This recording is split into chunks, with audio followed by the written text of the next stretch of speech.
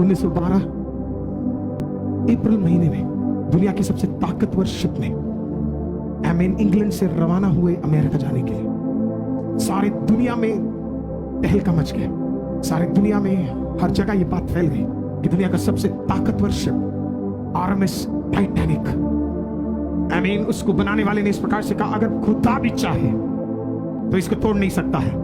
पहला दिन निकाला, दूसरा दिन निकाला, तीसरे दिन की यात्रा में आमीन अधिसामर्थी टाइटैनिक आरएमएस आमीन यूएसए की ओर कदम बढ़ा रही थी, तो उसने बहुत दूर से देखा कि एक आइसबर्ग उसके सामने है, एक बड़ा आइस का पहाड़ उसके सामने है। उसके ताकतवर प्राइड के सामने उसे लगा ये छोटा सा ये आइस मुझे क्या कर सकता है।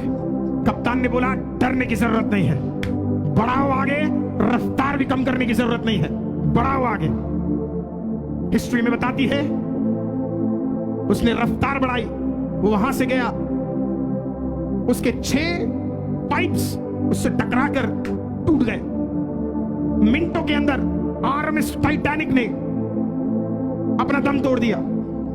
जिसको यह घमंड था कि खुदा भी उसे डुबा नहीं सकता, एक छोटे से आइस ने आमीन सालों साल बनने वाले उस जमाने के दुनिया के सबसे ताकतवर स्टील से बनने वाला उस आरएमएस टाइटैनिक को बीच समुद्र में ठहरवा दिया।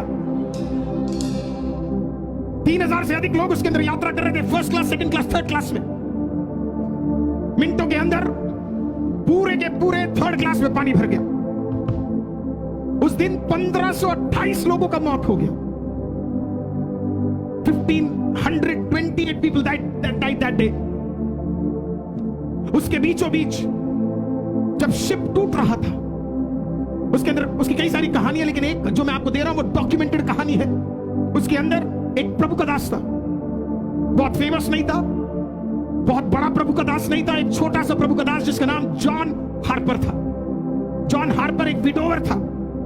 जॉन हार्पर जब उसे समझ आ गया डूबने जा रहा हूं, तो जॉन हार्पर के पास मौका था, वहां पे एक लाइफ बोट थे, उसके सामने लाइफ बोट था, वो चाहे तो उसके अंदर चढ़कर वो अपने बच्चे के साथ रवाना हो सकता था, लेकिन उसने अपनी बेटी को लिया। अगर मैं गलत नहीं तो शायद 6 साल की बेटी को उसने उठाया, उस बोट के अंदर रखा और बोला परमेश्वर तुझे संभालेगा।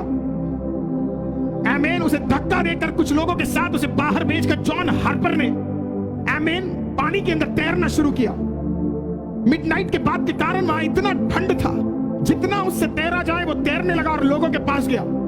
कुछ को उसने बचाया और फिर जाकर लोगों से पूछने लगा एक क्वेश्चन, आर यू सेव्ड? सवाल पूछा गया, क्या मतलब? नहीं मैं तो पानी में नहीं। बोला नहीं, ये पानी से बचने वाला सेविंग नहीं। बोला क्या आपने यीशु को ग्रहण किया है, पाप से मुक्ति प्राप्त किया है? एक ने टुकरा दिया, वो अगले के पास गया, आर यू सेव्ड? फिर किससे पूछा, आर यू सेव्ड? उसकी बच्ची उससे दूर जा रही है, बचने का मौका था, लेकिन तैर तैर के वो एक एक व्यक्ति के पास जाके पूछता है, आर यू सेव्ड? एक लड़के के पास गया और उससे बोला, आर यू सेव्ड? लड़का उसे इग्नोर करता, बोला नो। वो कहता है एक्सेप्ट जीसस क्राइस्ट। उसने बोला नो। थोड़ी देर के बाद वापस फिर आया, वो देखा तो वो लड़का अभी भी वहां पे, बोला are you saved? Accept Jesus Christ. RMS Titanic के जाने के 4 साल बाद, 1528 लोग मरने के 4 साल बाद, आमीन हमें हिस्ट्री बताती है, आमीन कनाडा में जब एक ग्रुप मिला तो उसके अंदर एक यंग स्कॉटलैंड का एक व्यक्ति था जिसका नाम था अक्विला वेब ने उस दिन कनाडा हैमिल्टन में खड़े होकर प्रेज़ द लॉर्ड इस प्रकार से कहानी बताई।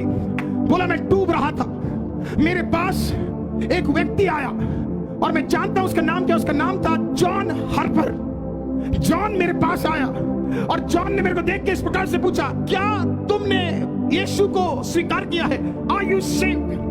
अक्विला वेब ने बोला नहीं, एक्सेप्ट नहीं किया है, मैंने मना कर दिया उसे।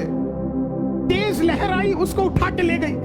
कुछ देर बाद क्या हुआ मुझे पता नहीं है, ये व्यक्ति फिर से मेरे पास आ गया, कोई लहर उसे वापस ले आई। तब तक वो थक चुका था, तैरने का दम खत्म हो चुका था। उसने मेरे से फिर सवाल पूछा, आर यू सेव्ड? क्या तूने यीशु को ग्रहण किया है? मैंने उस मरने वाले व्यक्ति को देखकर बोला नहीं, पर मैं आज यीशु को ग्रहण करूंगा। अक्विला वेब, उस आखिरी बोट में जो आखिरी 7 लोग बचाए गए उसमें से एक व्यक्ति अक्विला वेब था।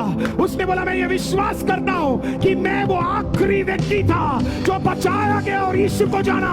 जॉन हार्पर के कारण अपनी बेटी को छोड़कर उसने कहा एक बार मौका मिले, किसी को बचाने का मौका मिले तो मैं बचाऊंगा। क्यों किया उसने ऐसा? क्योंकि जिस दिन तेरे ऊपर धार्मिकता का वस्त्र आ जाता है, आमीन, तेरा लक्ष्य जीवन का बदल जाएगा। और लक्ष्य एक होगा, जो मेरे ऊपर वस्त्र आया है वो किसी और के ऊपर भी आना चाहिए। वो जो मुझे छुटकारा मिला है वो किसी और को भी मिलना चाहिए।